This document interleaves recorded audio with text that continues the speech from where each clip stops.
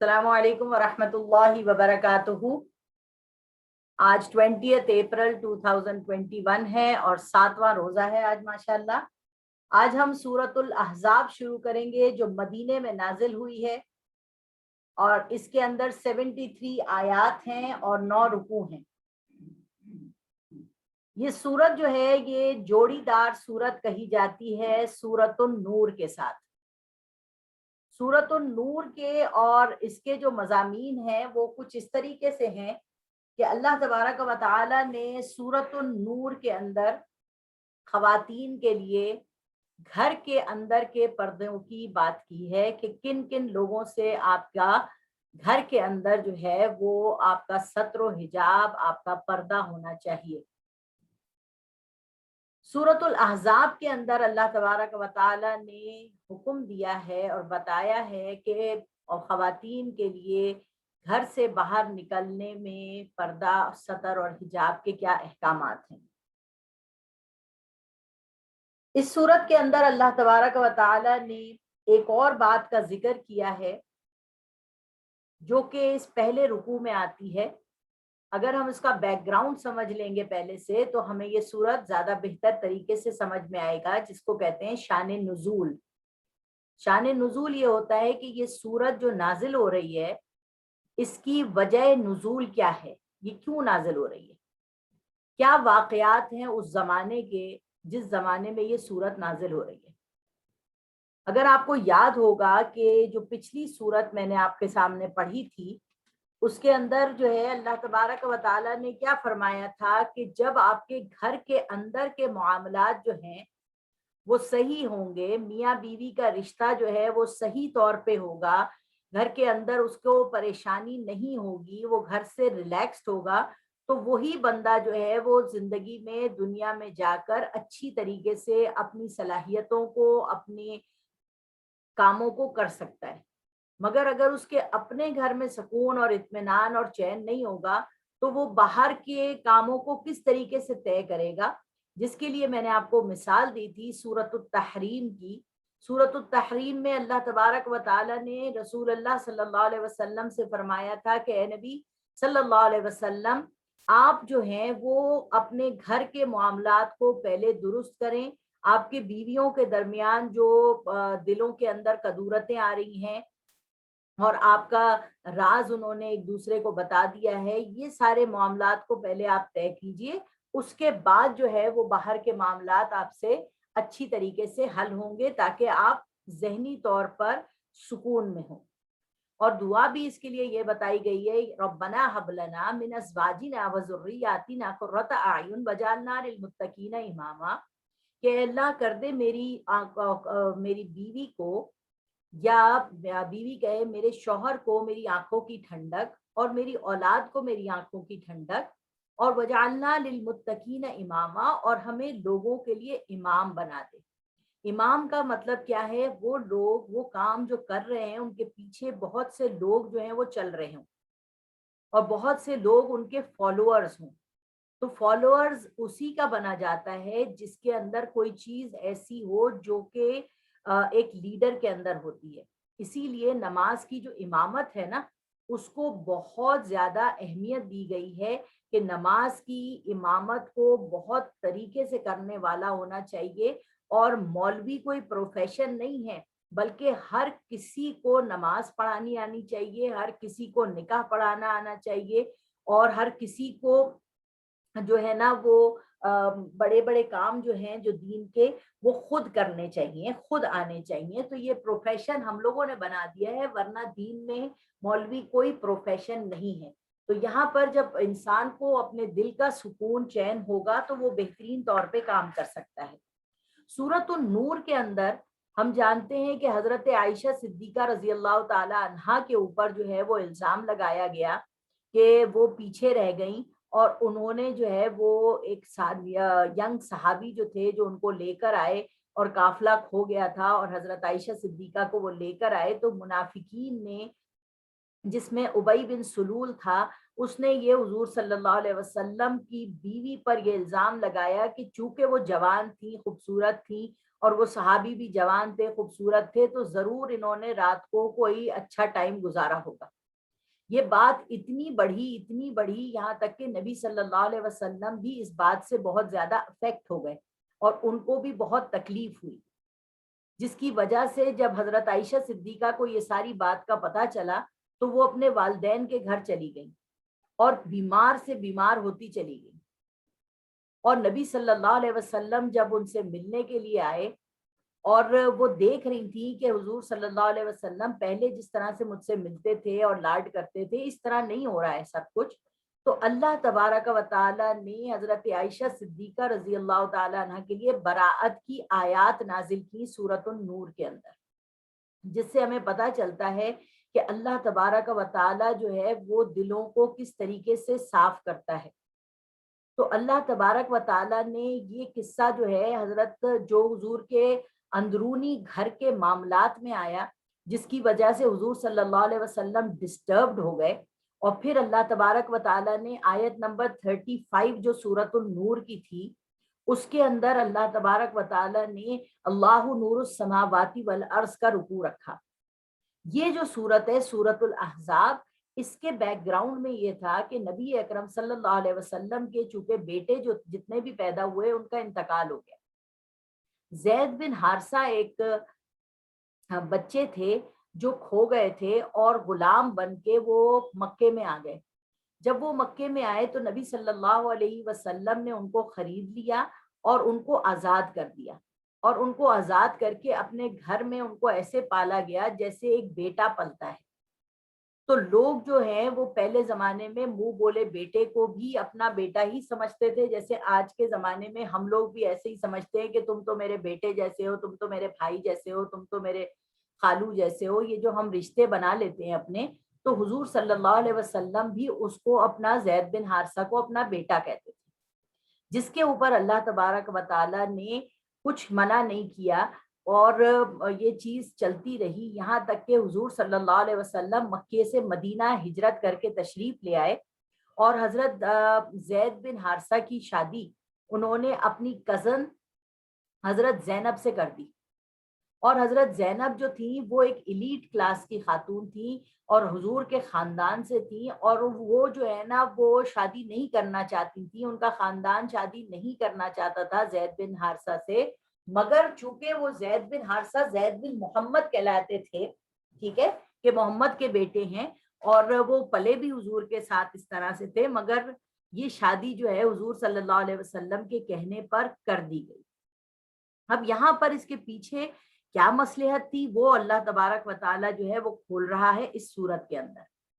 اب جب شادی کروا دی گئی تو چونکہ ایک ایلیٹ کلاس کی لڑکی، اس کے دماغ میں یہ کلچر تھا کہ غلام جو ہے نا وہ غلام ہی ہے،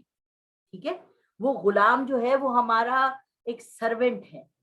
ٹھیک ہے، چاہے اس کو آزاد کر کے آپ نے اپنا بیٹا بنا لیا مگر وہ پھر بھی غلام تھا، ٹھیک ہے۔ تو حضرت زینب جو تھی نا وہ ایڈجسٹ نہیں کر پائیں، اور وہ اس کو وہ عزت نہیں دے پائیں، عظمت نہیں دے پائیں جو ایک عورت کو اپنے شوہر کو دینی چاہیے۔ جب یہ معاملہ اتنا زیادہ بڑھا تو حضرت زید بن حارثہ جو تھے وہ آ کے حضور صلی اللہ علیہ وسلم کو کہتے تھے یا رسول اللہ میری اور زینب کی شادی نہیں ہے چل سکتی، یہ ایڈجسٹ نہیں کر پا رہی ہیں۔ تو حضور صلی اللہ علیہ وسلم ان کو روکتے رہتے تھے اور کہتے تھے نہیں، اور چلاؤ اور چلاؤ اور چلاؤ، اور دل میں حضور صلی اللہ علیہ وسلم کی یہ بات آئی، اور دل میں بات آئی کہاں سے؟ اللہ ہی کی طرف سے آئی نا، کہ اگر میں نے اس کو طلاق دلوا دی حضرت زینب کو تو میری کزن ہے، اور اگر اس کے اوپر طلاق کا دھبا لگ گیا تو ایک بڑی عجیب سی بات ہو جائے گی، تو میں جو ہے نا وہ اگر خود اس سے شادی کر لوں اس کے بعد تو پھر یہ جو ہے نا ان کے زخموں پہ مرہم رکھ سکتے ہیں، اور یہ میری خاندان کی لڑکی ہے تو میں اس کو اپنے نکاح میں لے لوں۔ یہ بات حضور صلی اللہ علیہ وسلم کے دل میں آئی، مگر ان کو یہ خوف ہوا کہ یہ بات میں کیسے کہوں، ٹھیک ہے، کیونکہ وہاں پر عرب کے کلچر میں منہ بولا بیٹا اصل بیٹے کے برابر ہی ہوتا تھا، اور اللہ تبارک و تعالیٰ کو یہ کلچر توڑنا تھا کہ ذالک قولکم بافواہکم، یہ جو منہ بولے رشتے ہیں نا کہ تم میرے بھائی ہو، تم میرے بیٹے ہو، تم میری بیٹی ہو، یہ سب رشتے آپ کے منہ بولے کے رشتے ہیں، ان سے کوئی واسطہ نہیں ہے شریعت کا، ٹھیک ہے؟ جب ان سے کوئی واسطہ نہیں ہے شریعت کا تو اللہ تبارک و تعالیٰ نے چونکہ یہ قرآن مجید رہتی دنیا تک بھیجا تھا اور یہاں پر اللہ تبارک و تعالیٰ نے ہمارے لیے ہدایت کا ذریعہ اس قرآن مجید کو بنایا تھا، تو اس لیے جو ہے نا یہاں پر اللہ تبارک و تعالیٰ کے رسول صلی اللہ علیہ وسلم پر الزام آتا کہ انہوں نے اپنے منہ بولے بیٹے کی بیوی سے شادی کر لی، تو سورہ نور میں حضرت عائشہ پہ الزام تھا جس کی براعت اللہ نے فرمائی، اور یہاں پر حضور صلی اللہ علیہ وسلم پر الزام آتا تو اللہ تبارک و تعالیٰ اس سورت کے شروع کے پہلے رکوع میں حضور صلی اللہ علیہ وسلم کی براعت کا اعلان کر رہے ہیں کہ ایسی کوئی بات نہیں ہے، منہ بولے رشتوں سے کوئی فرق نہیں پڑتا، آپ جو ہے نا جو چیز کرنا چاہ رہے ہیں آپ کر سکتے ہیں۔ اور کہتے یہ ہیں کہ جب حضرت زینب کی طلاق کی عدت مکمل ہوئی ہے تو اللہ تبارک و تعالیٰ نے حضرت زینب کا نکاح جنت میں پڑھوا دیا، اور نبی صلی اللہ علیہ وسلم ان کے عدت ختم ہونے کے بعد کمرے میں داخل ہوئے اور ان کو کہا کہ اللہ نے تمہارا نکاح مجھ سے کروا دیا ہے، تو حضرت زینب وہ واحد خاتون ہیں جو تمام بیویوں پہ فخر کرتی تھی کہ تم لوگوں کے نکاح تو دنیا میں کیے گئے ہیں، میرا نکاح اللہ تبارک و تعالیٰ نے آسمانوں سے کر کے بھیجا ہے۔ سمجھ آ رہی ہے آپ کو بات؟ تو یہ وہ صورت ہے جو ہم اس وقت شروع کرنے کے لیے جا رہے ہیں۔ دوسری بات یہاں پر اللہ تبارک و تعالیٰ اسی بارے میں بتا رہے ہیں آپ کو کہ یہ جو منہ بولے رشتے ہیں نا، یہ یا تو محبت میں کیے جاتے ہیں یا نفرت میں کیے جاتے ہیں۔ نفرت میں کیے جانے کا مطلب کیا ہے کہ پہلے زمانے کا کلچر یہ تھا کہ پہلے زمانے میں لوگ یہ کرتے تھے کہ اگر ان کو اپنی بیوی کو اپنے سے الگ کرنا ہوتا تھا تو وہ زہار کرتے تھے۔ زہار کا مطلب یہ ہے کہ وہ کہہ دے اپنی بیوی کو کہ تم تو میری ماں جیسی ہو، سمجھ میں ہی نا، بس آج سے میں جو ہے نا تمہیں اپنی ماں سمجھوں گا۔ تو اس سے وہ لوگ یہ کرتے تھے کہ ایک طرح کی طلاق ہو جاتی تھی اور وہ پھر اپنی بیوی کو اپنی ماں کا درجہ دینا شروع ہو جاتے تھے، اور پھر وہ اپنی بیوی سے جو ہے نا وہ کوئی تعلق ازدواجی قائم نہیں کرتے تھے۔ یہاں پر اسی زمانے میں نبی صلی اللہ علیہ وسلم کے زمانے میں ہی ایک عورت جو تھی، ان کا نام اس وقت ذہن میں نہیں ہے، ان کے شوہر نے ان کے ساتھ زہار کر دیا اور کہہ دیا تم تو میری ماں کی جیسی ہو۔ اب وہ عورت جو تھی وہ بھاگی بھاگی نبی صلی اللہ علیہ وسلم کے پاس آئی اور انہوں نے کہا کہ یا رسول اللہ، میرے شوہر نے میرے ساتھ یہ کر دیا، میں بوڑھی ہو رہی ہوں، میرے بچے چھوٹے چھوٹے ہیں، میں کہاں جاؤں گی اپنے بچوں کو لے کے؟ تو نبی صلی اللہ علیہ وسلم جو ہے وہ کچھ نہیں بول رہے تھے، کیونکہ اس وقت اس کلچر کے اندر زہار کا مسئلہ تھا کہ اگر کوئی اپنی بیوی کو بہن جیسی کہہ دے یا ماں جیسی کہہ دے تو پھر وہ نکاح ان کا ٹوٹ جایا کرتا تھا، ٹھیک ہے؟ تو یہاں پر اللہ تبارک و تعالیٰ نے ایک سورت پوری کی پوری سورت المجادلہ نازل کی، قد سمع اللہ قول التی تجادلک فی زوجہا وتشتکی الی اللہ واللہ یسمع تحاورکما ان اللہ سمیع بصیر۔ اس کا کیا مطلب تھا؟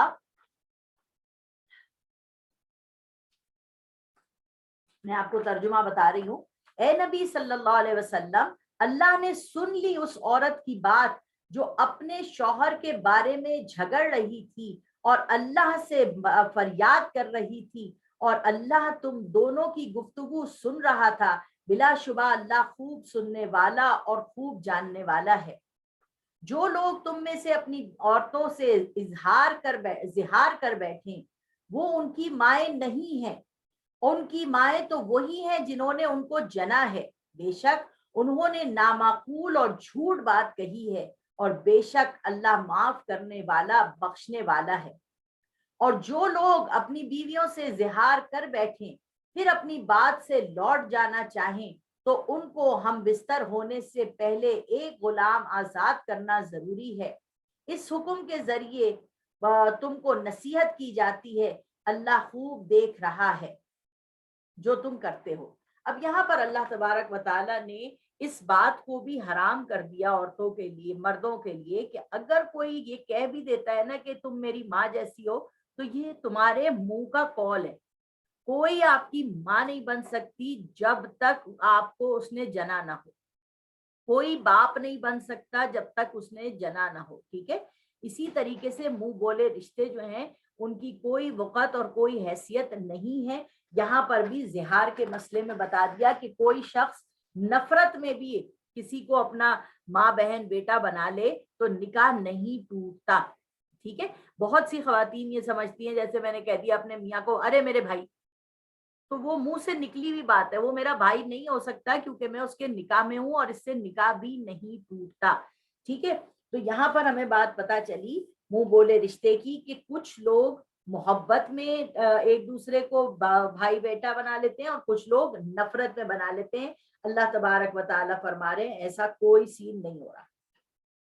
اس سورت کا جو پہلا رکوع ہے اس میں یہ والی ساری باتیں جو ہیں وہ بیان کی جائیں گی. اس کے بعد دوسرا رکوع اور تیسرا رکوع غزوہ احزاب سے متعلق ہے کہ غزوہ احزاب کس طریقے سے ہوئی، تو وہ انشاءاللہ تعالیٰ ابھی ہم تھوڑی دیر میں پڑھیں گے. اس کے بعد جو اس سورت کا چوتھا رکوع آئے گا انشاءاللہ وہ بھی پھر اللہ تبارک و تعالیٰ حضرت زینب کے اور حضور صلی اللہ علیہ وسلم کے نکاح سے متعلق ہی باتیں کی جائیں گی اس کے اندر. تو اب چونکہ میں نے آپ کو یہ ساری بات بتا دی ہے، اب جب ہم یہ آیات کو پڑھیں گے تو انشاءاللہ العزیز آپ کو اچھی طریقے سے سمجھ میں آئے گی. سورۃ الاحزاب 33 نمبر کی سورت ہے، مدینے میں نازل ہوئی، 73 آیات ہیں اس کے اندر اور 9 رکوع ہیں. بسم اللہ الرحمن الرحیم. یا ایہا النبی اتق اللہ ولا تطع الکافرین والمنافقین ان اللہ کان علیما حکیما واتبع ما يوحى إليك من ربك إن الله كان بما تعملون خبيرا وتوكل على الله وكفى بالله وكيلا ما جعل الله لرجل من قلبين في جوفه صدق الله العظيم. رب اشرح لي صدري ويسر لي أمري واحلل عقدة من لساني يفقهوا قولي يفقهوا قولي. رب زدني علما رب زدني علما رب زدني علما رب إني لما أنزلت إلي من خير فقير رب إني لما أنزلت إلي من خير فقير رب هب لي حكما وألحقني بالصالحين واجعل لي لسان صدق في الآخرين يا آمين يا رب العالمين.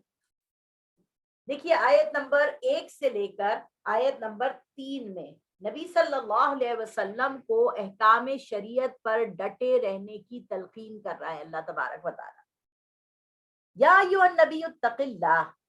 اے نبی صلی اللہ علیہ وسلم اللہ سے ڈرتے رہیے اور کافروں اور منافقین کا کہنا نہ مانیے، بلا شبہ اللہ جاننے والا حکمت والا ہے. آپ کو جو آپ کے رب کی طرف سے وحی کی جاتی ہے اس کی پیروی کیجیے، بلا شبہ اللہ تمہارے سارے اعمال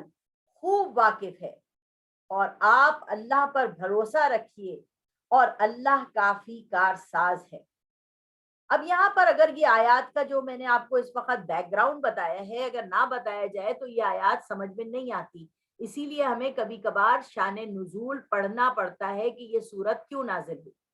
اب یہاں پر نبی صلی اللہ علیہ وسلم کو اللہ تبارک و تعالیٰ دل کی تسلی دے رہے ہیں کہ آپ کو جو ہے نا یہ ایک حکم شرعی ہے کہ آپ اگر حضرت زینب کو طلاق ہونے سے روک رہے ہیں اور پھر آپ حضرت زید سے کہہ رہے ہیں کہ مت دو طلاق، ٹھیک ہے، اور پھر اس کے بعد آپ کے دل میں یہ بات خیال آ رہا ہے کہ اگر میری کزن کو جس سے میں نے حضرت زید کا نکاح کرایا ہے اور ان کو طلاق ہوگی تو ایک طلاق کا دھبا ان کے اوپر لگے گا، ٹھیک ہے، تو اس دھبے کو دور کرنے کا طریقہ واحد یہ ہے کہ میں ان سے نکاح کر لوں، ٹھیک ہے. تو جب حضرت نبی صلی اللہ علیہ وسلم کے دل میں یہ خیال آ رہا ہے تو میں اور آپ یہ جانتے ہیں وما ينطق عن الهوى ان هو الا وحی یوحى کہ اللہ تبارک و تعالیٰ کہہ رہے ہیں کہ آپ جو کچھ بھی بولتے ہیں سوچتے ہیں وہ میرے حکم سے بولتے اور سوچتے ہیں، آپ اپنی مرضی سے کچھ نہیں سوچتے. تو یہ اللہ تبارک و تعالیٰ کا ایک بہت بڑا وائڈر پلان تھا کہ جو اس زمانے کے اندر لوگ اپنی منہ بولے رشتوں کو بہت زیادہ اہمیت دیتے تھے، اللہ تبارک و تعالیٰ کو یہ اہمیت کی رشتے کو ختم کرنا مقصود تھا اور رہتی دنیا تک اس معاملے کو طے فرمانا تھا۔ اس لیے اللہ تبارک و تعالیٰ کہہ رہے ہیں کہ اللہ کے رسول آپ اللہ سے ڈریے نا، جو آپ کے دل میں خیال آ رہا ہے وہ غلط نہیں ہے، آپ کافروں سے اور منافقین کا کہنا نہ مانیے۔ وہ آپ کو کہیں گے کہ یہ کیا کر رہا ہے، یہ تو اپنے منہ بولے بیٹے سے شادی، منہ بولے بیٹے کی بیوی سے شادی کر رہا ہے، یعنی اپنی بہو سے شادی کر رہا ہے، جبکہ بہو جو ہے وہ محرمات ابدیہ میں آ جاتی ہے۔ محرمات ابدیہ وہ ہوتے ہیں جن سے آپ کبھی بھی زندگی میں شادی نہیں کر سکتے۔ اگر آپ کے میاں کا انتقال ہو گیا تو آپ اپنے سسر سے شادی نہیں کر سکتے، ہاں دیور سے یا جیٹ سے شادی ہو سکتی ہے، مگر اپنے سسر سے شادی نہیں ہو سکتی۔ تو آپ جو ہے وہ منہ بولے باپ ہیں، زید کے آپ اصلی باپ نہیں ہیں، اس لیے آپ ان کافروں کے اور ان منافقین کی باتوں سے ڈریے مت۔ بلا شبہ اللہ جاننے والا ہے اور اللہ کو پتا ہے کہ اللہ نے یہ کس حکمت کے تحت کام کروایا ہے۔ آپ جو آپ کے رب کی طرف سے وحی کی جاتی ہے نا، اس کی پیروی کیجیے۔ بلا شبہ آپ کے سارے اعمال سے اللہ خوب واقف ہے، اور اللہ تبارک و تعالیٰ سے بھروسہ رکھیے، وہی کافی ہے کارساز، وہ آپ کے سارے معاملات کو خود ہی ٹیکل کر لے گا، خود ہی سب کچھ کر لے گا۔ یہاں پر اللہ تبارک و تعالیٰ نے ایک آیت نازل کی، ما جعل اللہ لرجل من قلبین فی جوفی، اللہ نے کسی آدمی کے پہلو میں دو دل نہیں بنائے۔ آپ کو پتا ہے کہ بعض جگہ یہ ملتا ہے ہمیں کہ اللہ تبارک و تعالیٰ نے عورت کو مرد کی پسلی سے بنایا ہے، وہ پسلی جو دل کے قریب ہے، یعنی عورت کو نہ تو سر پہ چڑھانے کا حکم ہے اور نہ اسے پیر کی جوتی بنا کے رکھنے کا حکم ہے، وہ پہلو سے نکلی ہے، اسے پہلو میں رہنا ہے۔ اب یہاں پر اس پہلو کا جو ذکر آ رہا ہے اس میں اللہ تبارک و تعالیٰ کہہ رہے ہیں کہ کسی انسان کے دل سینے میں دو دل نہیں رکھے، یا تو آپ محبت کریں گے اپنی بیوی سے یا آپ نفرت کریں گے اپنی بیوی سے۔ اور پہلے زمانے میں یہ کوئی معیوب بات نہیں سمجھی جاتی تھی کہ اگر آپ کی شادی ہو گئی ہے اور آپ کی میوچول انڈرسٹینڈنگ نہیں ہو رہی ہے تو طلاق ایک سب سے غلط چیز ہے، جو کہ اللہ تبارک و تعالیٰ کو حرام چیزوں میں سب سے زیادہ، حلال چیزوں میں سب سے زیادہ بری لگتی ہے۔ مگر اللہ تبارک و تعالیٰ نے قرآن مجید میں سورہ نساء میں یہ بھی فرمایا ہے کہ اگر آپس میں تمہاری دونوں کی نہیں بن رہی ہے تو پھر عزت کے ساتھ الگ ہو جاؤ، اور جو مال تم عورت کو دے چکے ہو، جو گفٹ اس کو تم نے دے دیا ہے، تمہیں یہ حق نہیں پہنچتا کہ وہ ساری چیزیں اس سے تم واپس لو۔ ٹھیک ہے، جو اسے دے دیا وہ دے دیا، وہ اس کو جا کے اپنے سے آزاد کر دو، اس کو تنگ کرنے کے لیے اپنی زندگی میں مت رکھو، اس کو اس کے ساتھ برا سلوک کرنے کے لیے مت رکھو، اس کو جو ہے وہ زج کرنے کے لیے کہ وہ آئندہ کسی سے شادی نہ کر سکے اور میں اس کو جو ہے برباد کر کے رکھ دوں گا۔ یہ ساری چیزوں کو اللہ تبارک و تعالیٰ نے منع فرمایا ہے، کیونکہ پھر اللہ تبارک و تعالیٰ بہت بڑی پکڑ کر لے گا مرد کی۔ یہاں پر یہ تھا کہ اگر اے نبی صلی اللہ علیہ وسلم زید کے دل میں اب اپنی بیوی کے لیے جگہ نہیں رہی ہے اور ایک بیوی کے دل میں اپنے میاں کے لیے، زید کے لیے ایک محبت نہیں ہے، تو آپ جو ہے نا وہ اس چیز کو دیکھیں اچھی طریقے سے، کیونکہ پھر جب محبت چلی گئی، رخصت ہو گئی، تو وہ دوبارہ واپس نہیں آ سکتی۔ اس لیے اللہ تبارک و تعالیٰ یہاں پہ کہہ رہا ہے ما جعل اللہ لرجل من قلبین فی جوفہ، ہم نے کسی انسان کے سینے، یعنی جوف کہتے ہیں خالی جگہ، جو ہماری ایک کیوٹی پیٹ کے اندر ہے، وہ خالی جگہ، اس کے اندر کسی کے سینے میں دو دل نہیں رکھے، یعنی یا تو اللہ رہے گا اس دل میں یا شیطان رہے گا اس دل میں، یا تو ہدایت ہوگی آپ کے پاس یا ہدایت نہیں ہوگی، یا تو محبت ہوگی بیوی کے لیے، الفت ہوگی، یا پھر نہیں ہوگی، اور اگر نہیں ہے، ختم ہو گئی ہے، تو پھر اس کو نکال دیجیے۔ اب یہ جو جوف کا لفظ استعمال کیا گیا ہے، یعنی جب ایک عورت پریگننٹ ہوتی ہے تو اس کے اس جوف میں یعنی پیٹ میں دو دل آ جاتے ہیں، یعنی ایک بچے کا دل ہوتا ہے جو پیدا ہونے والا ہے، اور ایک جو ہے وہ اس کا اپنا دل ہوتا ہے۔ یہاں اللہ تبارک و تعالیٰ کہہ رہے ہیں کسی مرد کے سینے میں ہم نے 2 دل نہیں بنائے ہیں. ٹھیک ہے. اب یہاں پہ اللہ تعالیٰ فرما رہا ہے اور نہ تمہاری بیویوں کو جن کو تم ماں کہہ بیٹھتے ہو تمہاری مائیں بنایا ہے. یعنی یہ محبت کا جو میں نے آپ کو بتایا نا ابھی شروع میں کہ کچھ لوگ محبت میں رشتے بنا لیتے ہیں اور کچھ لوگ نفرت میں رشتے بنا لیتے ہیں جس کو زہار کہا جاتا ہے, جس کے لیے میں نے سورہ مجادلہ کی آیتیں آپ کو سنائی کہ تم میری بیوی ماں جیسی ہو, اب میں تم سے کوئی تعلق نہیں رکھوں گا. اللہ تعالیٰ کہہ رہا ہے کہ تم اور نہ تمہاری بیویاں جن کو تم ماں کہہ بیٹھتے ہو وہ تمہاری مائیں بناتا ہے, اور نہ تمہارے لے پالکوں کو تمہارے بیٹے. اگر آپ کسی کا بھی بچہ لے کے پال رہی ہیں, ٹھیک ہے, تو آپ کو کیا کرنا ہے, آپ کو ان کے باپ کا نام ہی لکھوانا ہے. جہاں اسکول میں ڈالیں گی آپ, جہاں پر آپ کالج میں ڈالیں گی, اس کے جو کاغذات ہیں وہ اس کے باپ کے نام پر ہی بنانا ہے. اس لیے کیونکہ اگر آپ اپنے باپ کا نام چینج کر رہی ہیں اس کا مطلب ہے آپ اپنی ماں کے اوپر زنا کا بہتان لگا رہی ہیں. سمجھ آ رہی ہے بات کی؟ ایک بہت بڑے بزرگ تھے, ایک شخص تھے, بزرگ تھے, انہوں نے اپنے بیٹے کو کالج میں داخلہ دلوا دیا. کچھ عرصے کے بعد ان کے بزرگ کا نام کچھ بڑھئی تھا یا خباب تھا, جو بھی تھا روٹی بنانے والا, تو سر نیم میں وہی آتا تھا. بیٹے نے اپنے باپ کے نام کا سر نیم پسند نہیں کیا کہ میں اتنا پڑھا لکھا ہوں, سب ہوں, کیا لوگ کیا کہیں گے کہ یہ میرے باپ جو تھے وہ کسائی تھے, تو اس نے اپنا سر نیم چینج کر لیا.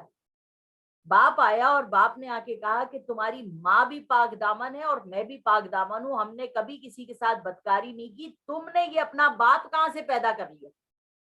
سمجھ آ رہی ہے آپ کو؟ تو یہ اتنی بڑی گناہ کا کام ہے کہ آپ اپنے والد کا نام جو ہے وہ چینج کر لیں کہ میرے باپ کا نام مجھے پسند نہیں ہے یا فلانا نام مجھے پسند نہیں ہے. بالکل یہ بات جو ہے نا یہ جائز نہیں ہے. اللہ تبارک و تعالیٰ اس سے ہم کو روک رہا ہے. اب یہاں پہ اللہ تبارک و تعالیٰ بتا رہے ہیں کہ جن کو تم لے پالک ہو تمہارے بیٹا بنا دیا, یہ سب تمہارے منہ کی باتیں ہیں, اور اللہ حق بات کہتا ہے اور وہی سیدھا رستہ دکھاتا ہے. تم لے پالکوں کو ان کی اصلی باپوں کے نام سے پکارا کرو, یہ اللہ کے نزدیک بہتر ہے. اگر تم ان کو ان کے باپوں کے نام سے نہیں جانتے تو وہ دین میں تمہارے بھائی ہیں اور دوست ہیں, اور اس میں تم پر کوئی گناہ نہیں ہے جو تم سے بھول چوک ہو جائے, لیکن جو تم دل کے ارادے سے کرو اور اس پر مواخذہ ہے, اور اللہ بڑا بخشنے والا رحم کرنے والا ہے. آپ دیکھیے بہت سارے لوگ جو ہے نا وہ یہ کرتے ہیں کہ کسی عورت سے شادی کرتے ہیں اور اس کے بعد جو ہے نا وہ پہلے سے اپنا بیٹا یا بیٹی لے کے آتا ہے, تو جو شخص ان سے شادی کرتا ہے وہ کہتا ہے کہ میں اپنا نام دے رہا ہوں تمہارے بچوں کو. ہم دنیاوی اعتبار سے سمجھتے ہیں بہت بڑی بات ہے, بہت زبردست چیز ہے کہ اس نے اپنا نام دے دیا کہ یہ میرا بچہ ہے, یہ میرے خاندان سے, یہ میرا ہے. تو یہ بڑی بات ہمارے لیے نظر آ رہی ہے. اللہ تبارک و تعالیٰ قرآن مجید میں رائٹ آؤٹ اس کو ریجیکٹ کر رہا ہے کہ جو اس کا اصلی باپ ہے اس کے نام سے ہی اس کو بچے کو پکارو, یہ زیادہ بہتر ہے تمہارے لیے. اور اگر کبھی کبھار جیسے ہم کسی کا بچہ لے کے پالتے ہیں اور ہمیں پتہ ہی نہیں ہے کہ افغانستان میں ایک بچہ مل گیا ہمیں اور ہم نے لائے اس کو اور ہم نے اس کو پال لیا اور اس کو اپنا نام دے دیا, تو ہم نہیں جانتے, تو اللہ تعالیٰ کہہ رہا ہے کہ اگر تم نہیں جانتے ہو تو وہ دین میں تمہارے بھائی ہیں, ٹھیک ہے, تو کوئی بات نہیں. اگر تم نے اس کو نام رکھ دیا ہے تو کہتے ہیں عبداللہ لکھ دو اس کا باپ کا نام, ٹھیک ہے, تاکہ جو ہے وہ تمہیں پتا چل جائے. اسی طریقے سے جو لے پالک بچے ہوتے ہیں اس کو یہ بھی بتا دیا گیا ہے کہ جائیداد میں ان کا کوئی حصہ نہیں ہوتا, ٹھیک ہے, کوئی جائیداد میں ان کو ان کا حصہ نہیں ملتا. بس اگر جو ہے وہ باپ جس نے اس کو اپنا بیٹا یا بیٹی بنایا ہے اپنی زندگی میں اپنی جائیداد میں سے کوئی بھی حصہ پریزنٹ کر دے ان بچوں یا بچی کو کہ میرے بعد میری یہ جو پراپرٹی کا یہ حصہ ہے میں اپنی بیٹی کو اس وقت گفٹ کر دیتا ہوں, تو زندگی میں وہ گفٹ کر سکتا ہے. مرنے کے بعد جو ہے نا وہ اس کی جو جائیداد ہے اس میں ان بچوں کا حق نہیں ہوتا. یہ اللہ تبارک و تعالی ہمارے لیے چیزوں کو کلیئر کٹ بتا رہے ہیں. اسی طریقے سے جب اخوانکم فی الدین، یعنی جو دین میں حضور صلی اللہ علیہ وسلم جب مکے سے مدینے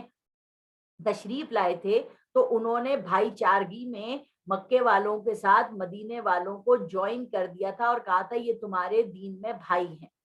تو اب لوگوں کو یہ بھی فکر ہوئی کہ بھائی کا پڑوسی کا اتنا حقوق ہے ان کے، تو کیا ہماری جو جائیدادیں بٹیں گی ہمارے مرنے کے بعد تو کیا اس میں بھی ان کا حق ہوگا؟ تو اللہ تبارک و تعالیٰ نے کہا نہیں، جائیداد میں صرف اور صرف ان کا حق ہوتا ہے جو آپ کے خون کے رشتے ہوتے ہیں، باقی جو منہ بولے رشتے ہیں ان کا دین میں کوئی حق نہیں ہے.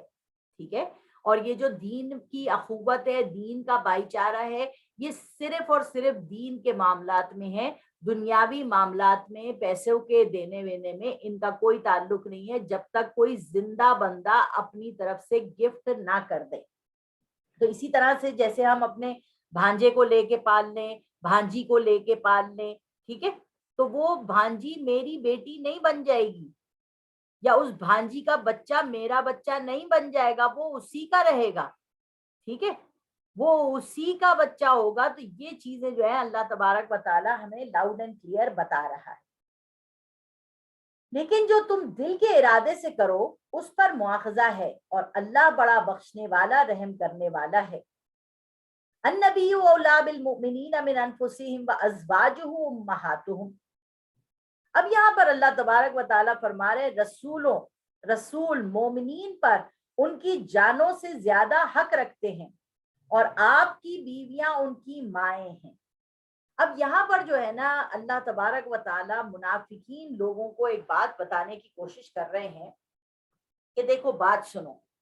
منہ بولے بیٹے کے بیوی سے تو شادی ہو گئی،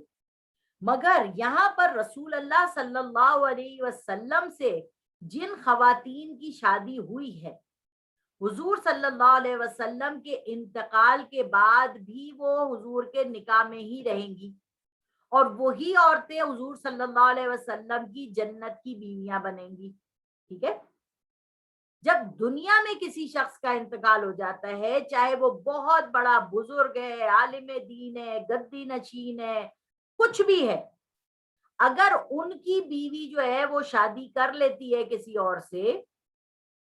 تو ان کے لیے، عورتوں کے لیے جائز ہے. اور اللہ تبارک و تعالیٰ نے حکم دیا ہے کہ اگر کسی کا شوہر مر جائے تو اس عورت کو فوراً اس کی شادی کرا دو، کیونکہ اس نے دیکھا ہے کہ شوہر کیا ہوتا ہے، اس نے ایک زندگی برتی ہے. تو اگر اس کو اس کا شوہر نہیں ملے گا تو 4 مہینے 10 دن جو اس نے عدت کی ہے، تو حضور صلی اللہ علیہ وسلم کی جو حضرت عمر فاروق کا دور آیا، حضرت عمر فاروق کے دور میں حضرت عمر فاروق ساری دنیا میں گشت لگاتے تھے. تو انہوں نے ایک گھر کے پاس سے گشت لگاتے ہوئے آواز سنی کہ ایک عورت جو ہے وہ اپنا بستر ٹھیک کر رہی ہے اور ایک گانا گا رہی ہے اپنے میاں کی یاد میں. ٹھیک ہے، کہ تم ہوتے تو ایسا ہوتا، تم ہوتے تو ایسا ہوتا. تو حضرت عمر فاروق نے یہ آوازیں سنی اور انہوں نے یہ سوچا دل میں کہ اس کا شوہر جو ہے وہ تو گیا ہوا ہے جہاد پہ 1 سال سے، اور یہ عورت جو ہے یہ تو گمراہ ہو رہی ہے.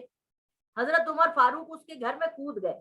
اور جب اس کے گھر میں کودے تو اس نے کہا کہ آپ کے میرے گھر میں کیسے کودے؟ انہوں نے کہا تمہارا شوہر گیا ہوا ہے جہاد پہ اور تم اس قسم کے گانے گا رہی ہو.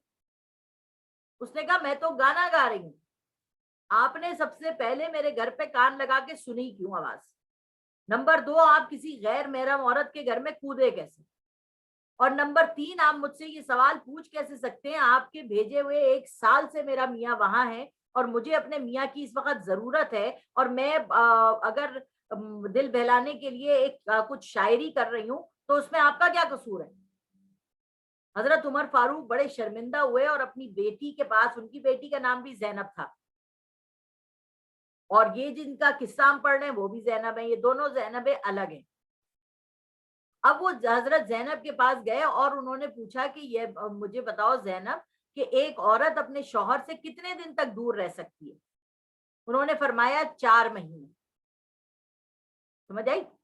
اس کے بعد حضرت عمر فاروق نے جو فوجی دستے بھیجنا شروع کیے، ان کو 4 مہینے کے بعد اپنے گھر پہ لوٹنے کی چھٹی دی گئی کہ وہ آئیں 4 مہینے اپنے رہ کر اور اپنی بیویوں کے ساتھ رہیں اور ان کی ضرورتیں بھی پوری کریں اور اپنی بھی ضرورت پوری کریں اور گھر میں ریسٹ کریں.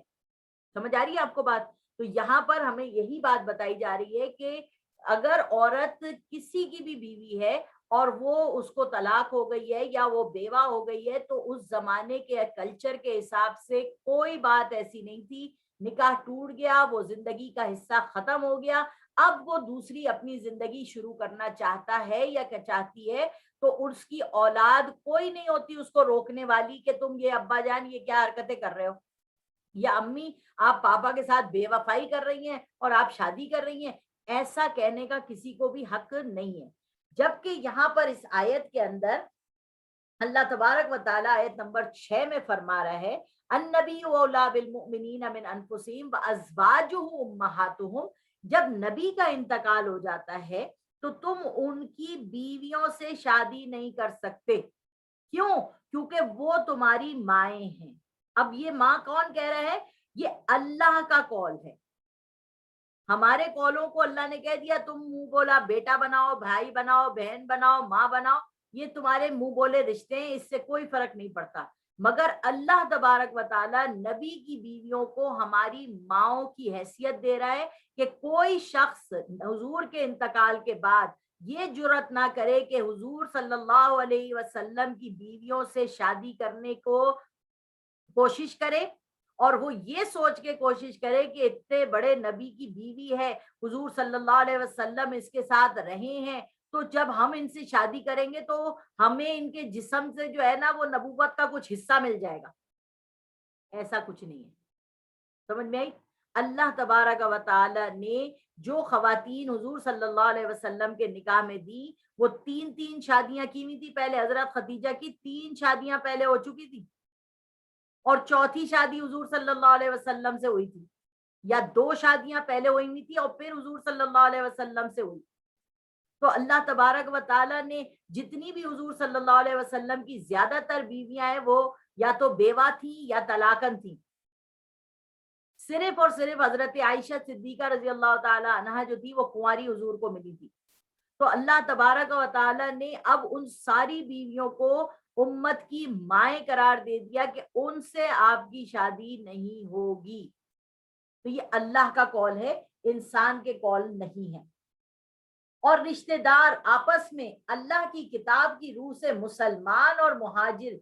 سے زیادہ حقدار ہیں, مگر یہ کہ تم اپنے دوستوں پر احسان کرنا چاہو یہ حکم کتاب میں لکھ دیا گیا ہے. یہاں پر اللہ تبارک و تعالیٰ نے بتا دیا کہ جو خاندان کے جو رشتہ دار جو ہم نے بنائے ہیں مہاجرین اور انصار کو, ان کا آپس میں بھائی چارہ ہے, دینی حساب سے, جائیداد کے حساب سے نہیں ہے.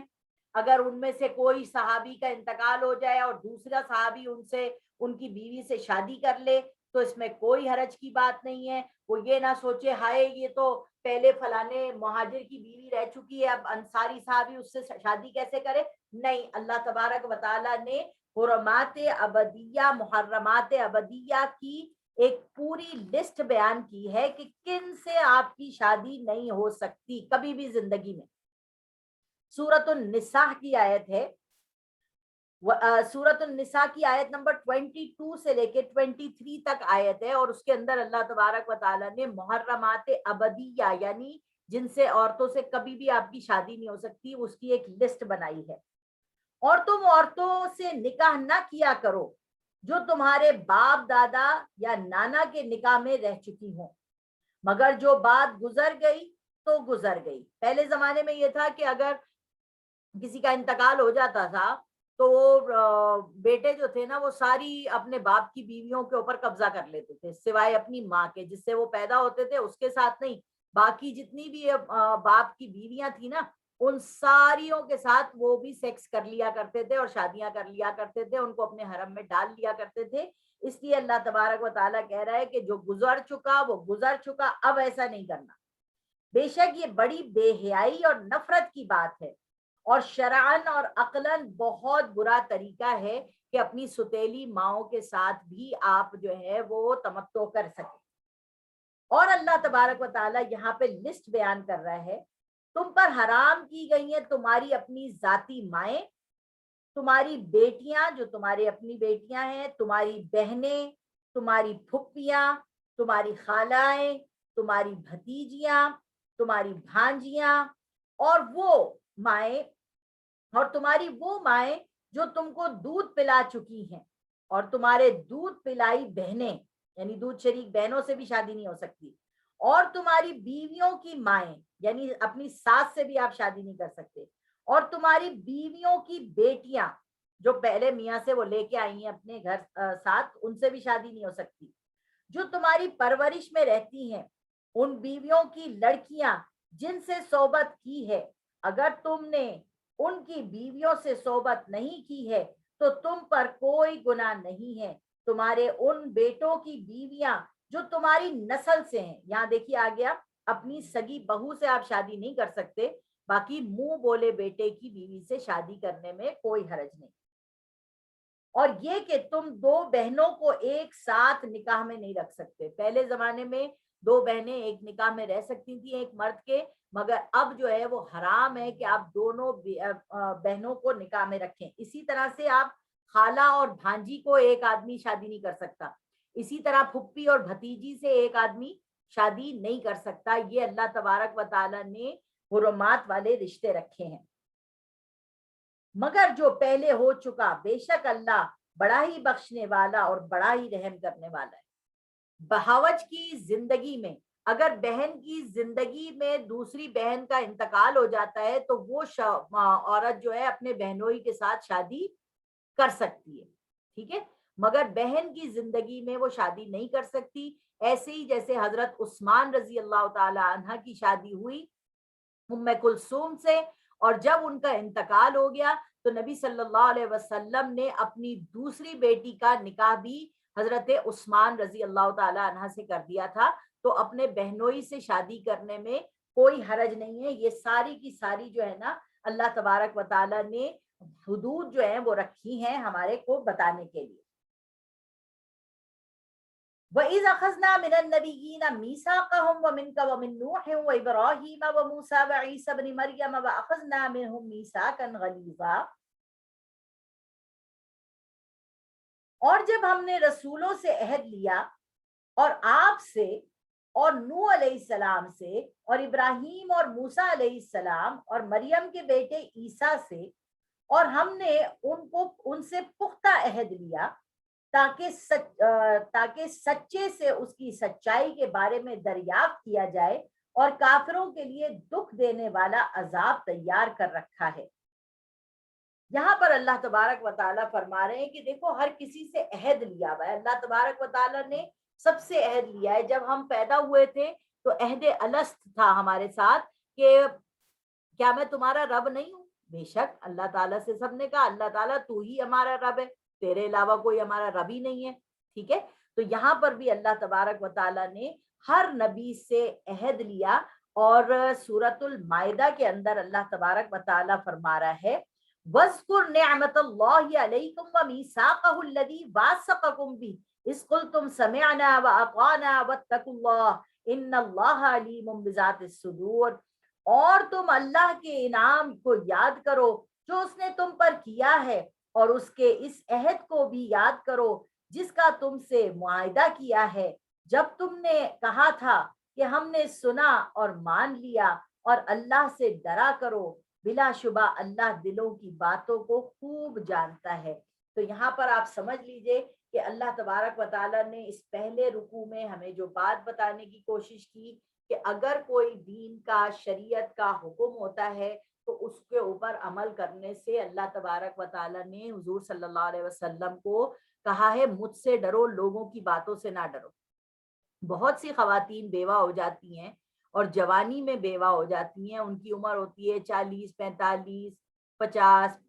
53، اگر وہ کبھی شادی کا خواہش بھی ظاہر کرے نا تو یہ اللہ تبارک و تعالیٰ نے اس کو اس کے شوہر کے مرنے کے بعد سیبہ کا حکم دیا ہے۔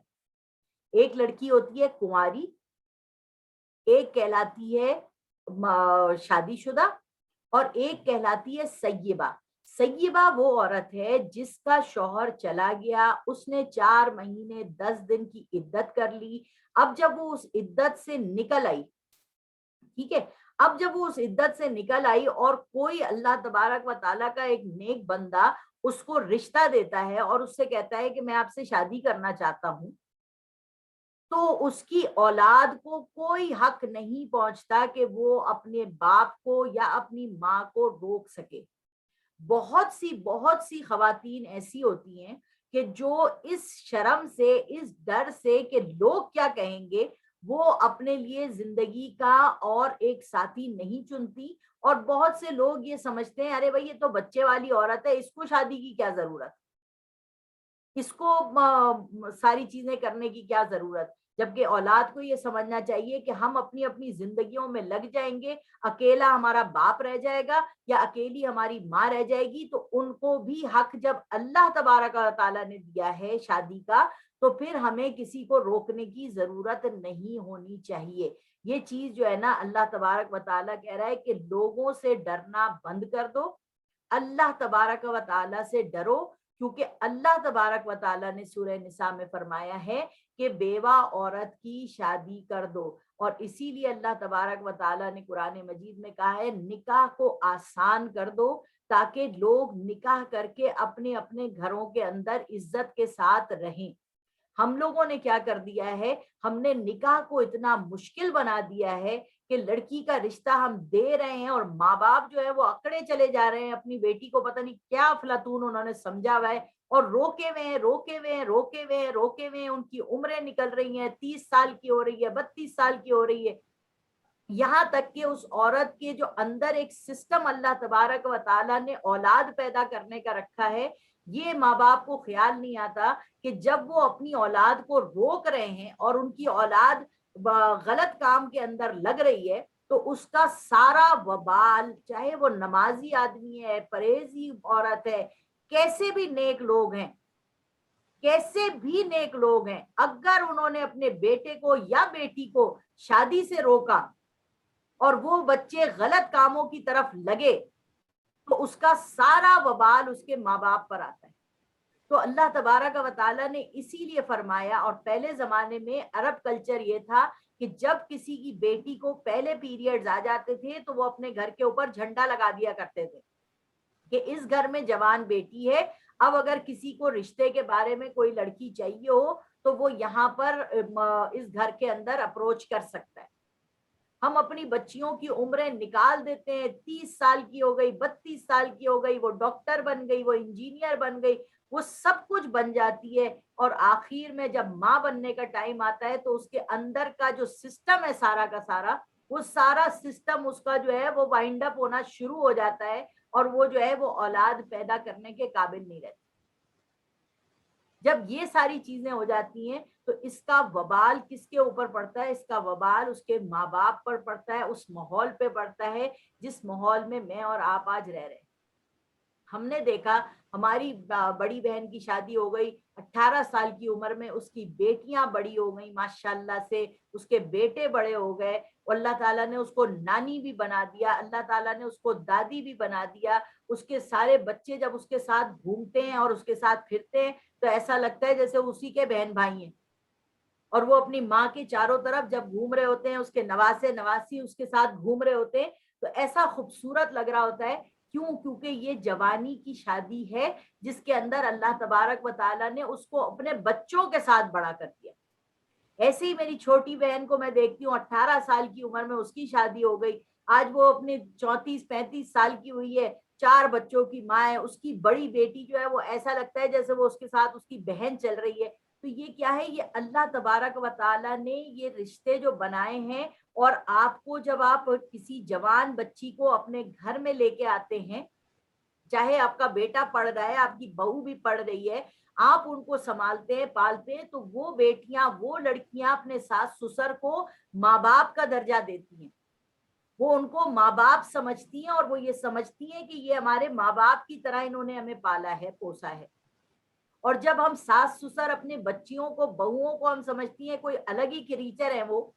اور اپنی بیٹی کے ساتھ ہم کچھ اور معاملہ رکھتے ہیں اور اپنی بہو کے ساتھ ہم جب کوئی اور معاملہ رکھتے ہیں, یہیں سے ہمارے اندر جو ہے نا ساس بہو کا جھگڑا آتا ہے, نند باوجوں کا جھگڑا آتا ہے. کیوں؟ کیونکہ وہ پختہ عمر میں آ گئی لڑکی جس کو آپ اپنے گھر لے کے آئے, وہ پختہ عمر میں آ گیا لڑکا جس کو آپ لے کے آئے, اور بیٹا شادی کر کے لایا ہے, آپ شادی کر کے نہیں لائیں. آپ کو چاہیے کہ آپ اپنے بچوں کی شادیاں کر کے لائیں اور ان کو بچوں کو صحیح طور پہ پالے پوسے تربیت کریں. تو یہ احکامات جو قرآن اور حدیث ہمیں دے رہے ہیں نا, یہ اس کے اندر اللہ تبارک و تعالیٰ نے بہت سارے فائدے رکھے ہیں. اور یہی آیت آپ کو پہلی کہہ رہی ہے کہ یا ایھا النبی اتق اللہ, اے نبی مت ڈریے, اللہ سے ڈریے, اور احکام شریعت جو آپ کے اوپر آ رہے ہیں, قرآن جو آپ کے اوپر آ رہا ہے, اس کے اوپر عمل کرنے کی کوشش کیجیے. ہم چاہتے ہیں ہمارے بچے پڑھ لکھ کر اگر حالات خراب ہوں تو کم سے کم ہماری بچیاں پیروں پہ کھڑی ہو جائیں گی. ابھی کل میں نے ٹی وی میں ایک اشتہار دیکھا, ہم ہسپتال میں بیٹھے ہوئے تھے, تو اس میں کیا تھا کہ دکھا رہے ہیں کہ ایک باپ کو اس کا دوست آ کے کہہ رہا ہے, واہ بھائی تمہاری تو کمپنی چڑھ پڑی, کتنا زبردست تم نے تمہارے بیٹے نے کام کیا. تو وہ اپنی بیٹے کو بلاتا ہے, آؤ بیٹا ان کو بھی, انکل کو بھی مٹھائی کھلاؤ. تو پتا چلتا ہے ایک لڑکی آ رہی ہے مٹھائی کھلانے کی, گورمے کی. وہ کہتے ہیں یہ بیٹی؟ اس نے کہا ہاں میری بیٹی نے وہ کام کر دیا جو بیٹا نہیں کر سکتا. اسی کا دوسرا اشتہار دکھا رہے ہیں کہ کوئی مہمان بیٹھے ہیں ٹیبل کے اوپر, اور وہ یہ دکھا رہے ہیں کہ یہ کھانا, بیٹی آپ نے بڑا پیارا کھانا بنایا, بڑا مزے کا کھانا ہے. وہ باپ کہہ رہا ہے میری بیٹی نے نہیں, میرے بیٹے نے یہ سارا کھانا بنایا, اور یہ میٹھا کھا لیں. تو ہم کیا تربیت دے رہے ہیں, ہم اپنے دماغوں کو کیا چیز بتانے کی کوشش کر رہے ہیں کہ بھائی ہم جو ہے نا کوئی عورتیں وہ نہیں ہے کہ ہم ہی کھانا پکائیں, آدمی بھی تو کھانا پکا سکتا ہے, آدمی بھی تو یہ کر سکتا ہے. ہاں نبی پاک صلی اللہ علیہ وسلم نے اپنی بیویوں کی مدد کی, کھانا پکانے میں بھی مدد کی. اللہ کے رسول صلی اللہ علیہ وسلم نے گھر کے کاموں میں بھی مدد کی. اللہ کے رسول صلی اللہ علیہ وسلم اپنے کپڑوں کو خود ہی پیوند بھی لگا لیا کرتے تھے. حضور صلی اللہ علیہ وسلم اپنا جوتا بھی خود سی لیا کرتے تھے. یہ باتیں صحیح ہیں. یہ کیا ہے؟ یہ میاں بیوی کے درمیان محبت ہے, الفت ہے, تبھی وہ آ کے آپ کے ساتھ کھانا پکا رہا ہے. میں نے تو ہمیشہ زندگی میں یہ دیکھا کہ بھائی اب میں نے کھانا پکایا, میرے میاں نے کھانا کھایا, 1.5 روٹی کھائی. بھائی 1.5 روٹی کیوں کھائی؟ ایک دن آئے کچن میں اور کہتے ہیں کہ یہ جو مسالہ آپ ڈالتی ہو نا, یہ یوں کر کے یوں کر کے یوں کر کے یوں کر کے ایسے ڈالتے ہیں اور یوں بھونتے اور اس طرح کرتے ہیں. اور اس دن انہوں نے رات کو 2 روٹیاں کھا لی. میں نے کہا آج تو آپ نے 2 روٹیاں کھائی. تو منہ سے ان کے نکلا جب کھانا جو ہے وہ آپ کے ٹیسٹ کا ہو نا تو 2 روٹی کھا لی جاتی ہے. تو مجھے اس دن سمجھ میں آیا کہ واقعی آپ کو اگر آپ سکھانے والا ہے تو آپ کا شوہر آپ کو کھانا پکانا بھی سکھا سکتا ہے. حضور صلی اللہ علیہ وسلم نے سکھایا. حضرت عائشہ صدیقہ رضی اللہ تعالیٰ عنہ کھانا جلا دیا کرتی تھی. حضور صلی اللہ علیہ وسلم ان کو سکھاتے تھے. تو میں فخر کرتی ہوں کہ میرے میاں نے مجھے کھانا پکانا سکھایا. اور پھر ساری زندگی میں نے کیا کیا, میں کہتی تھی حضرت وہ مہمان بیٹھے ہوں گے, مرید بیٹھے ہوں گے, وہ اٹھ کے آتے تھے اور کھانے کا مسالہ ڈالا اور یوں یوں یوں کیا. میں سب چیز کاٹ کوٹ کے رکھتی تھی اور وہ آتے تھے صرف مسالہ ڈالتے تھے اور اس کے بعد بھونا بانا اور کھانا تیار, اور بڑے مزے کا کھانا. وہ عادت اس وقت سے لے کے آج دن تک ہے کہ میں اپنے میاں سے کہتی ہوں آپ مسالہ ڈال دیں. یہاں تک کہ یہ مشہور ہو گیا, مریم کو تو خود کھانا پکانا ہی نہیں آتا, وہ تو اپنے میاں سے کھانا پکواتی ہے. تو اگر میاں بیوی ایک دوسرے کے ساتھ مل کر کام کرتے ہیں اور برتن دھونے میں مدد کر دیتے ہیں, کھانا پکانے میں مدد کر دیتے ہیں, ہر چیز جو ہے وہ ایک دوسرے کے ساتھ مل کے کر لیتے ہیں, تو اس میں کوئی برائی کی بات نہیں ہے. یہ نبی صلی اللہ علیہ وسلم کی سنت ہے, یہ طریقہ کار ہے حضور صلی اللہ علیہ وسلم کا. مگر اگر آپ یہ سمجھیں کہ عورت کا کام ہے کہ بازار سے جا کے کما کے لے کے آئے اور بڑی بڑی فیکٹریاں چلائے اور میاں بیٹھ کے اس کا بچے سنبھالے اور اس کے گھر میں کھانے پکا کے رکھے, اور میاں جو ہے بیوی بن جائے اور بیوی جو ہے وہ میاں بن جائے, جب ہم ایسا کرنا شروع کر دیتے ہیں نا, رات اور دن اللہ تبارک و تعالیٰ نے فرمایا میں نے کمائی کا ذریعہ بنایا ہے, اور دن اس لیے بنایا ہے تاکہ تمہارے مرد جائیں اور جا کے حلال کی کمائی کما کے لائیں. عورتوں کا کام یہ ہے کہ وہ اپنے بچوں کو سنبھالیں، اس کا گھر سنبھالیں، اس کے لیے کھانا پکا کے رکھیں، اس کے لیے ساری چیزوں کو تیار کر کے رکھیں کہ جب وہ گھر پہ آئے تو اسے وہ گھر کا سکون حاصل ہو، وہ گھر کی محبت حاصل ہو، جس کے لیے وہ دعا مانگ رہا ہے، ربنا هب لنا من ازواجنا وذریاتنا قرۃ اعین وجعلنا للمتقین اماما، کہ اللہ کر دے میری بیوی کو میری آنکھوں کی ٹھنڈک، میرے میاں کو میری آنکھوں کی ٹھنڈک، اور اللہ بنا دے ہمیں امام لوگوں کا۔ ایسا نہ ہو کہ گھر میں باپ گھسے اور بچے ادھر سے ادھر چھپ کے بیٹھ جائیں، آ گئے بھائی، آ گئے بھائی، آ گئے۔ نہیں، ایسا باپ بنو کہ جب تم گھر میں آؤ تو بچے تمہارا ویٹ کر رہے ہوں، وہ انتظار کر رہے ہو کہ ابا جان گھر آنے والے ہمارے۔ جب ہماری ماں کو ہم دیکھیں تو ماں کے چہرے پہ کرختگی نہ ہو، بدتمیزی نہ ہو، چاہے وہ بہو کے لیے ہو، چاہے وہ اپنی بیٹی کے لیے ہو، چاہے وہ اپنی اولاد کے لیے ہو، ہر وقت اپنے بچوں کو ایسی شیر کی نظر سے مت دیکھیں۔ اللہ تبارک و تعالیٰ کے رسول صلی اللہ علیہ وسلم کے پاس جب مسجد میں امام حسن اور حسین آتے تھے، حضور صلی اللہ علیہ وسلم ان کو گود میں اٹھا کے پیار کرا کرتے تھے۔ ایک صحابی وہاں بیٹھے تھے اور انہوں نے کہا، یا رسول اللہ میرے 10 بیٹے ہیں، میں نے آج تک کسی کو گود میں اٹھا کے پیار نہیں کیا۔ حضور نے فرمایا، من یرحم الرفق یرحم الخیر، جو انسانوں پہ رحم نہیں کرتا اللہ اس پہ کیا رحم کرے گا۔ ہمیں ہمارے پاپا نے بچپن میں یہ بات سکھائی کہ دو ہی بہنیں تھیں، ہم دونوں بہنیں، چلو گلے ملو گلے ملو گلے ملو، ہم دونوں بہنیں گلے ملتی رہتی تھی، چلو پیار کرو ایک دوسرے کو، پیار کرو، پیار کرتی تھی۔ پھر میری بڑی بہن کیا کرتی تھی، اور اس کا دل چاہتا تھا مجھے پیار کرنے کا، کیونکہ ہم دو ہی تو تھے، اور ہمیں اللہ نے، ماں باپ نے ہمارے لاڈ سے پیدا کیا تھا، ہمارے باپ نے کبھی پیر کر کے ہماری طرف نہیں سوئے۔ تو میری بڑی بہن کیا کرتی تھی، آؤ کلے سے کلہ ملاؤ، کلے سے کلہ ملاؤ، وہ دیکھو وہ دیکھو وہ دیکھو کیا چیز نظر آ رہی ہے، اور جب میں کلے سے کلہ ملاتی تھی وہ چپ چپ کر کے نا کر کے مجھے پیار کرتی رہتی تھی، اور میں کہتی تھی پیار کیوں کر رہی ہو۔ مطلب یہ محبت اپنے بچوں میں آپ نے ڈالنی ہے۔ جب تک آپ اپنے بچوں میں یہ محبت نہیں ڈالیں گے، جب تک آپ اپنی بیٹی کو اپنے سینے سے نہیں لگائیں گے،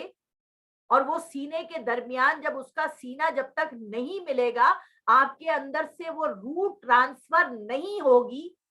وہ محبت ٹرانسفر نہیں ہوگی، وہ بچہ آپ کے بوڑھے ہونے کے بعد آپ کی خدمت کیسے کرے گا؟ وہ بچے میں وہ پیار جب تک آپ خود نہیں ڈالیں گے، اپنے بچوں کو گود میں اٹھاؤ، اپنے سینے سے لگاؤ، اپنے ساتھ پیار کرو، چاہے وہ آپ کی بہو ہو، چاہے وہ آپ کی بیٹی ہو۔ میری شادی ہوئی، میں نے دعا مانگی، اللہ پاک مجھے ساس سسر ضرور دینا، کیونکہ میں نے یہ سنا تھا اگر تمہارے ساس سسر ہوں گے تو تم سے پیار بہت کریں گے۔ میں تو اپنے سسر کو جا کے گلے میں ہاتھ ڈال کے ان کے ماتھے پہ پیار کرتی ہوں۔ کیوں؟ کیونکہ وہ میرے محرمات عبدیہ میں سے ہے، میرا ان سے نکاح نہیں ہو سکتا۔ کوئی ان کو اس طریقے سے ان کی دو بہویں نہیں پیار کر سکتی۔ میں اس لیے کرتی ہوں کیونکہ میں ان کا احسان مانتی ہوں کہ اگر وہ میرے لیے اتنا پیارا بیٹا نہ پیدا کرتے تو مجھے آج سہارا دینے والا کون ہوتا۔ میں جب اکیلی رہ گئی، جب کوئی دنیا میں میرے کو پوچھنے والا نہیں تھا، تو کس نے آ کے میرے لیے مجھ سے نکاح کیا، کس نے آ کے مجھے جو ہے وہ پسند کیا، کس نے آ کے جو آج تک میرا ساتھ دے رہا ہے۔ تو میں اس کے باپ سے اس لیے محبت کرتی ہوں کیونکہ وہ اس کا بیٹا ہے۔ جس دن بہو کے دل میں یہ بات آ جائے کہ میرے جو میاں ہے وہ اس عورت کا بیٹا ہی میری ساس ہے، اس دن یقین مانے آپ رشتے بدل جائیں گے۔ اور وہ بہو، وہ ساس اور وہ سسر جس دن یہ سوچ لے کہ یہ وہ بچی ہے جس کو اللہ نے میرے بیٹے کے لیے پیدا کیا تھا، اور جو اس گھر کے لیے بہو بن کے آ رہی ہے، جو ایک بیٹی کی حیثیت سے آ رہی ہے، وہ جب تک یہ چیز اپنے اندر نظریہ نہیں بھرے گی، یقین مانے رشتے کبھی بھی سنبھلیں گے نہیں۔ یہ میں آپ کو اس لیے بتا رہی ہوں کیونکہ میں نے محبت دیکھی ہے۔ میری شادی کے بعد میری ساس کی طبیعت خراب ہو گئی تھی اور وہ بول نہیں سکتی تھی، مگر ان کی جو آنکھوں کی محبت تھی نا، اور وہ جس محبت اور پیار سے میری طرف دیکھتی تھی نا، وہ مجھے مجبور کرتی تھی کہ میں ان کے ساتھ اور پیار کروں اور لاڈ کروں۔ اور وہ سنتی سب تھی، بول نہیں سکتی تھی، مگر وہ آنکھوں آنکھوں میں ہر چیز بول دیتی تھی، تو میں ان کے ساتھ اپنی دل کی ہر بات کو شیئر کرتی تھی کہ بھائی اماں میرے ساتھ یہ بات ہو گئی، اماں یوں ہو گیا، اماں فلانا ہو گیا، اماں فلانا ہو گیا. اور اللہ تبارک و تعالیٰ نے نصیب کیا کیا کہ میرے ہی ہاتھوں غسل دیا گیا، میرے ہی ہاتھوں کفنایا گیا، میرے ہی ہاتھوں سارا کام کرایا گیا. تو اللہ تبارک و تعالیٰ یہ جو رشتے بنائے ہیں، اللہ کہہ رہا ہے مجھ سے ڈرو، لوگوں سے مت ڈرو. لوگ تمہیں چھوڑ کے چلے جائیں گے کہ آئے ہائے یہ تو ہمارے چچا کے ساتھ رہ نہیں سکی، یہ تو ہمارے ماموں کے ساتھ رہ ہی نہیں سکی، اس نے تو شادی کر لی، اس نے تو فلانا کر لیا. وہ سب کے سب اگر آپ حق پہ ہیں، اگر وہ سب دیندار ہیں، وہ سب لوٹ آئیں گے اللہ کے حکم سے. وہ سارے کے ساری چیزیں، کیونکہ اللہ تبارک و تعالیٰ نے فرمایا ہے لوگوں سے نہیں ڈرو، مجھ سے ڈرو اور اپنے دین کی حفاظت کرو.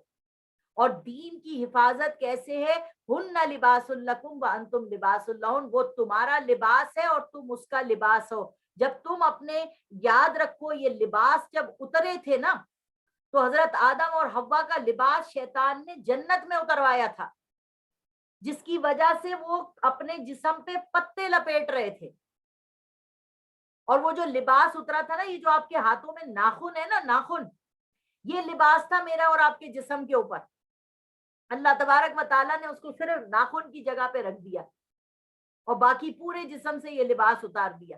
اور اللہ قرآن میں جب کہہ رہے کہ یہ تمہارا لباس ہے، تم اس کا لباس ہو، اللہ نے جب فرما دیا تمہیں اس سے سکون ہے، اسے تم سے سکون ہے. جب اللہ نے فرما دیا جب میاں بیوی میں سکون ہوگا، جب میاں بیوی میں صحیح محبت ہوگی، تو دنیا کا، دین کا سب کام کرنا کتنا آسان ہو جائے گا تمہارے لیے. اللہ تعالیٰ سے میں دعا کرتی ہوں اپنے لیے بھی اور آپ سب کے لیے بھی کہ اللہ تبارک و تعالی ہمارے رشتوں کو اپنے شوہروں کے ساتھ جو ہے اس رمضان المبارک کی برکت سے بالکل سٹرونگ کر دے. اللہ ہمارے سہاگوں کو سلامت رکھے. اللہ تبارک و تعالی میرے میاں کو